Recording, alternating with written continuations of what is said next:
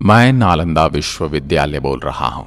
आज मैं आपको मेरा ऐसा गौरवशाली इतिहास बताने वाला हूं जिसके बारे में आज की पीढ़ी कम ही जानती है।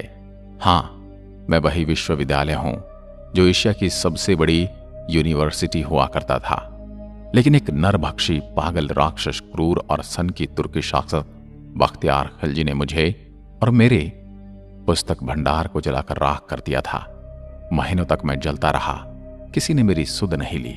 मैं सबसे पहले मुझे जलाने वाले के बारे में बताऊंगा, उसके बाद मेरी खोज कैसे हुई, उसके बाद मैं अपनी बनावट बताऊंगा, उसके बाद मैं आपको मेरी अलग अलग विशेषताओं से अवगत कराऊंगा, और सबसे पहले मैं नालंदा को क्यों तहस नहस किया गया वो बताता हूं। मेरी कहानी सुनोगे तो भारत के लाडलों, तो आपकी आंखें भी भीग जाएंगी। क्रंदन भरी आंखें और रुंधे हुए गले के साथ मैं आज सुनाता हूं मेरी कहानी। मेरे प्रांगण में 10,000 से ज्यादा विद्यार्थी पढ़ा करते थे और उनको पढ़ाने के लिए 1600 से अधिक पंडित आचार्य हमेशा मौजूद थे। एक समय की बात है, बख्तियार खिलजी नाम के क्रूर लुटेरे और मूर्ति पूजकों के विरोध की तबीयत खराब हो गई। किसी गंभीर बीमारी ने उसे जकड़ लिया था। उसने अपने नीम हकीमों से बहुत इलाज करवा लिया, लेकिन उसकी तबीयत ठीक नहीं हुई। उस समय एक यात्री मेरे प्रांगण में घूमते हुए सभी विषय पर पढ़ने वाले आचार्यों से भेंट करते हुए मोहम्मद बख्तियार खिलजी के राज्य में जा पहुंचा।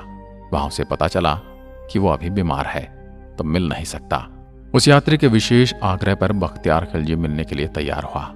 यात्री ने मिलते ही बख्तियार खिलजी को सलाह दी कि विश्व प्रसिद्ध नालंदा विश्वविद्यालय में मेडिसिन विभाग के प्रमुख पंडित राहुल श्री बद्र जी आपका इलाज करके आपको ठीक कर सकते हैं। फिर क्या था, पंडित राहुल श्री बद्र जी से इलाज की इच्छा प्रकट की, लेकिन बख्तियार खिलजी ने एक शर्त रखी थी कि मैं किसी भी प्रकार की भारतीय पद्धति से बनाई गई दवा नहीं खाएगा, क्योंकि ये काफिरों के द्वारा बनाई गई है। फिर कुछ समय के बाद राहुल जी श्री बद्र ने कुरान की प्रति लेकर खिलजी के पास गए और ये सलाह दी कि प्रतिदिन कुरान की प्रतियां आप पढ़ेंगे तो आप ठीक हो जाओगे, ये मेरा दावा है।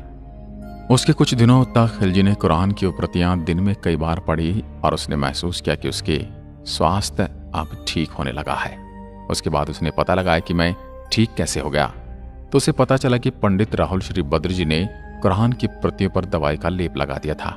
जिनको पता था कुरान पढ़ने वाले खिलजी हमेशा पन्ने पलटते समय हाथ पर थूक लगाता है, इस माध्यम से शरीर में दवा का असर हुआ और वो ठीक हो गया। उसी के तुरंत बाद खिलजी को यह बात सहन नहीं हुई कि मेरे नीम हकीमों से मैं ठीक नहीं हुआ, परंतु काफिर की दवाई ने मुझे ठीक कर दिया। मेरे हकीमों से ज्यादा ज्ञान उन आचार्यों और पंडितों में है।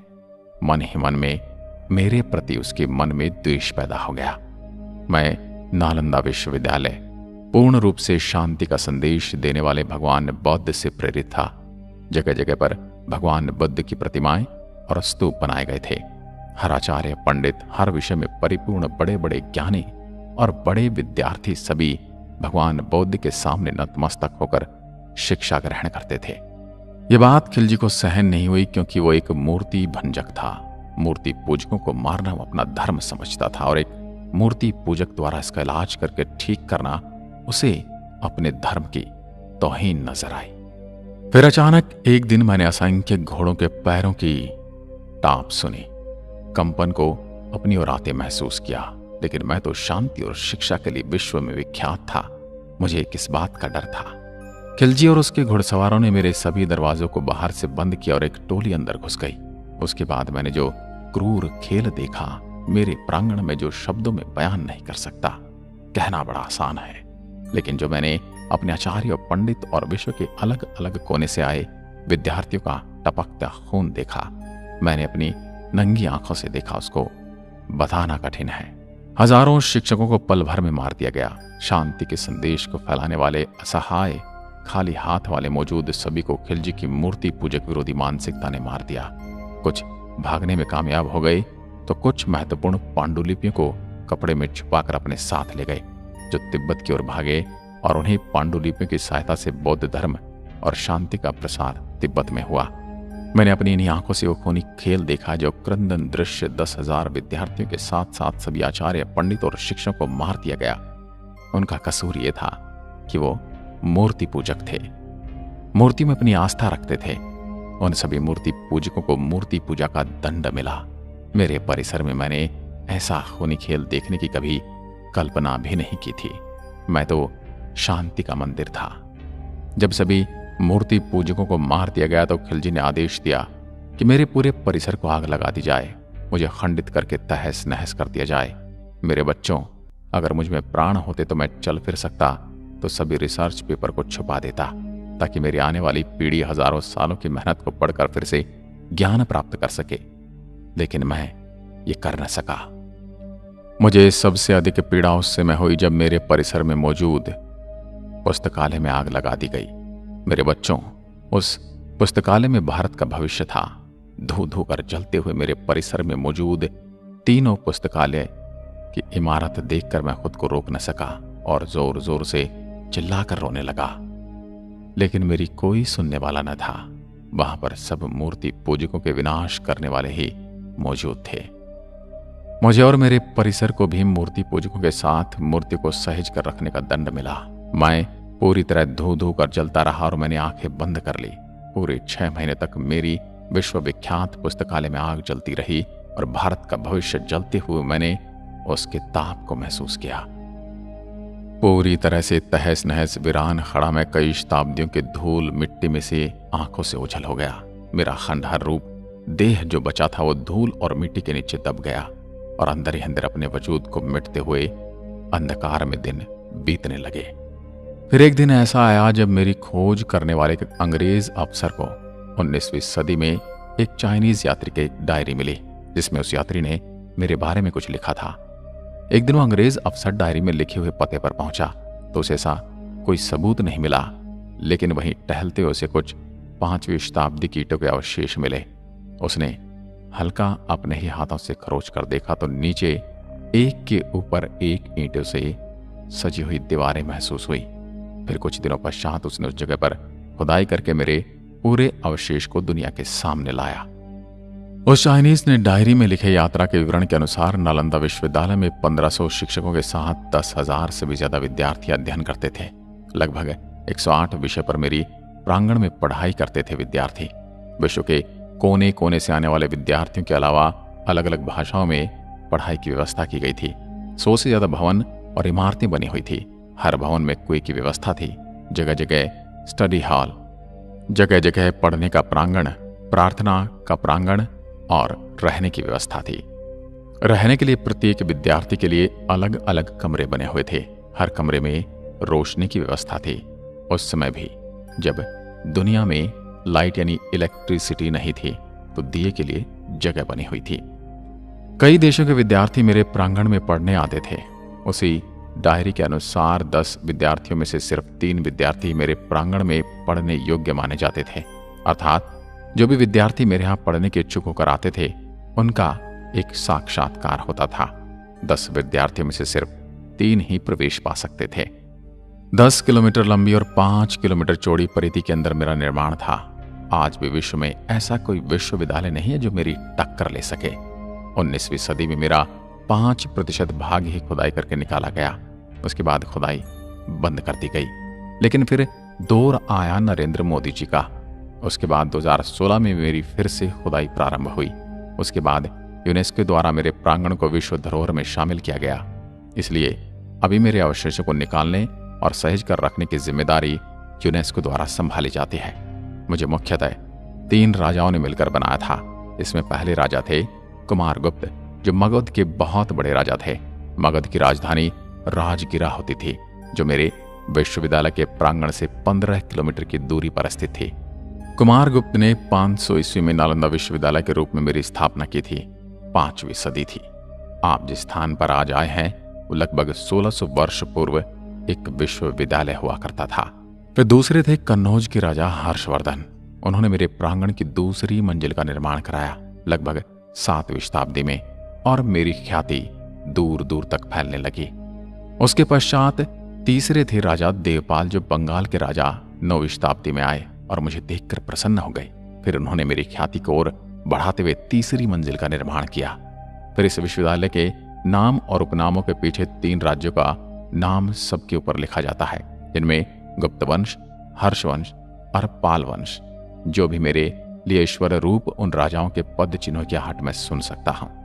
मेरे यहाँ छात्रों के रहने के लिए 300 कक्ष बने थे, जिनमें अकेले या एक से अधिक छात्रों के रहने की व्यवस्था थी। 1 या 2 भिक्षु छात्र एक कमरे में रहते थे। कमरे छात्रों को प्रत्येक वर्ष उनकी अग्रिमता के आधार पर दिए जाते थे। इसका प्रबंधन स्वयं छात्रों द्वारा छात्र संघ के माध्यम से किया जाता था। यह विश्व का प्रथम पूर्णतः आवासीय विश्वविद्यालय था।